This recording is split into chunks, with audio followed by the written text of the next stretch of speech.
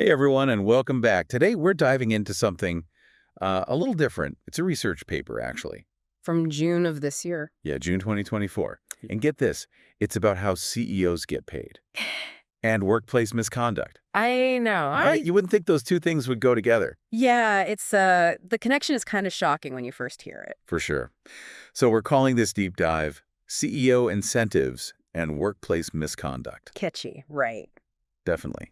And you know us, we always like to bring you these deep dives. They're really fascinating. It's all about taking those complex topics, the kind that make your eyes glaze over and breaking them down. So You don't have to. exactly. Okay, so first things first.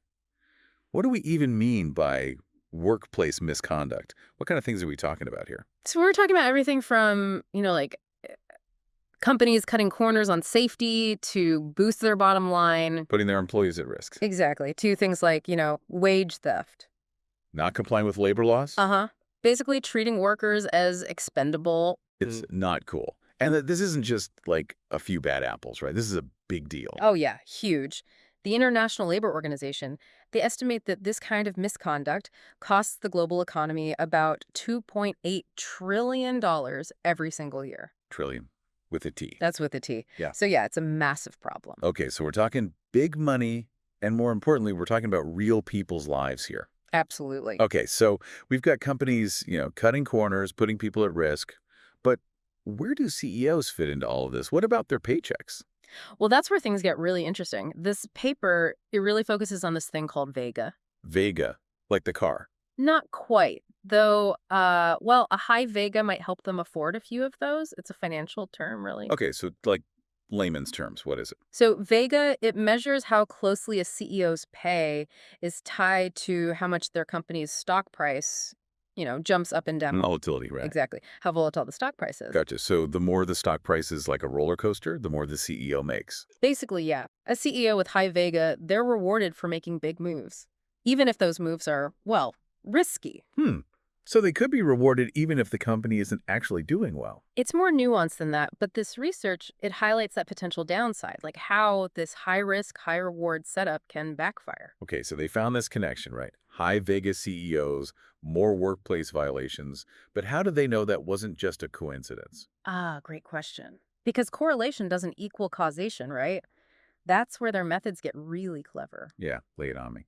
So to be more sure about the link, they actually looked at what happened when a specific accounting rule changed back in 2005. An accounting rule. Okay, you're going to have to break this down for me. So it was called SFAS 123R.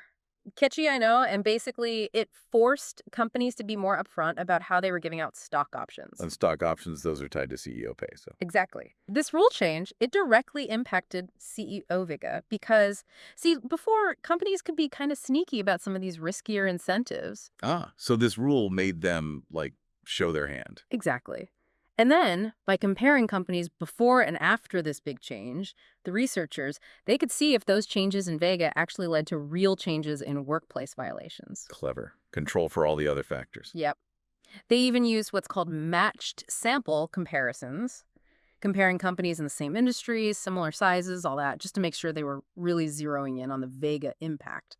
And, drumroll please, what did they find? Was there a smoking gun? The results, they were actually pretty clear. Higher CEO Vega, definitely linked to more workplace misconduct. Okay, so we've established this link, right? High CEO Vega, more workplace misconduct. But the real question is why? Like, how does a CEO's pay structure actually lead to, more safety violations or breaking labor laws? It's kind of like giving someone a bonus for driving too fast, Yeah, it is a bit like that, but it's not magic or anything, although it can seem that way. It all comes down to incentives and, the unintended consequences. The researchers, they dug into this. What do they call it again? The black box. Right, the black box. Yeah, so they wanted to open that up and figure out what was really going on. And they found that there were these two main channels or pathways where this link between CEO pay and misconduct really plays out. Pathways, channels, sounds a bit like we're navigating a maze here. Kind of. The first one, the direct channel, That one's a little more straightforward. Basically, when CEOs are under pressure to make that stock price jump up and down. To create that volatility. Exactly. They might start looking for ways to cut costs, and not always in the most ethical ways. So we're talking like delaying equipment upgrades, skimping on safety training. Yeah, things like that. Basically deciding that employee well-being is, an acceptable sacrifice if it means a nice little stock bump. Wow. And I mean, we're talking about things like workplace safety here and, a small percentage increase in accidents on a global scale. That translates to a lot of people getting hurt. Exactly. Okay, and then there's the indirect channel, right? Where that pressure from the top kind of trickles down. Right. So now imagine a CEO who's pushing for higher workloads, maybe through layoffs, fewer people doing the same work, or just by demanding more productivity from each employee. Burning the candle at both ends. Exactly. And what happens when people are overworked and stressed? Mistakes happen, right? They're more likely to have accidents or overlook a safety protocol or two. Which leads to more violations, even if the CEO isn't saying, hey, go break this rule. It's more like they're creating a workplace where that kind of misconduct is more likely to happen. Okay, this is all like kind of depressing. Is there any good news here? Or is it just like corporate incentives are messed up? Well, like they say, knowledge is power, right? I mean, now we know about this connection. We can be more aware of it as Mhm. investors, as employees, even just as people who, buy things from companies. Yeah, it gives us another way to evaluate companies. Like, it's not just about profits. Exactly. We should be asking those tough questions. How are they treating their workers? Are they cutting corners? Because a company's success, it's about more than just dollars and cents. Absolutely. So deep divers, next time you're, thinking about applying for a job or maybe investing in a company, think about this deep dive. Ask those tough questions. Look beyond the fancy brochures and think about the real cost of doing business. Until next time, keep diving deep and stay curious.